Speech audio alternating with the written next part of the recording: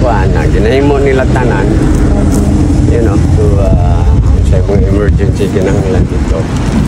And na-brief po na ko siya na about what happened. So, kabalo na siya, sir. Kabalo na siya. yeah. So, yun siya na basta inga sila Sara, si Kulong, si Baste. Do all they can, including the resources kung sa ikinahanglan sa mga pang-rescue or what. So, Sir Bong, I know that you learned about the decision of the court rejecting the motion for interim release. So how do you feel about that? very disappointed. Actually, I did not mention that to him. Okay. Yeah. Because you're also not allowed to mention it.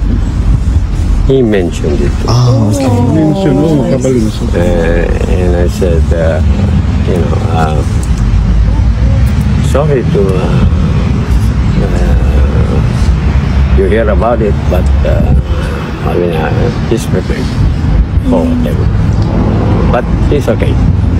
He's okay. That's good, sir. But Sir Bong, the supporters of the former president remains hopeful because the defense team submitted their appeal to the appeals chamber and we're awaiting for the decision, sir. Yeah. So, ang pakiusap ko lang, let us continue the move for, you know, bring also pressure to Yes. this, that, you know, an 80-year-old man, Yeah.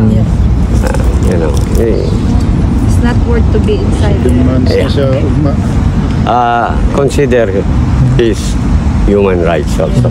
Correct, sir. Pero sir, Thank you, Sir Bong. Bong, sir, we will stay here until ma-release ito. So, again, hanggang sa dulo. again, salamat sa support ninyo. Sige lang, baka dumating din ang panahon na you know, babaliktad. Yeah. Well, Sir Bong, on October 12, nanawagan po si Congressman Barzaga sa lahat ng mga kababayan natin na lumabas at makilahok at pumunta sa iba't ibang lokasyon para ipakita ang dissent nila sa nangyayari sa bansa. What's your message to the Filipino? Yes, we should now give our best effort to pressure the government, the dark regime. So, yung October 12 na yan, that will be probably the opening salvo. At sana magtuloy-tuloy na yan because, you know, wala na tayong makuha dito sa gobyerno ni BBM. It's either he just graceful exit or whatever. But ang mga tao na ang dapat mag-effort na talaga dyan, you know, it has to end. Maraming salamat po, Sir Bong. Okay, maraming. Thank you.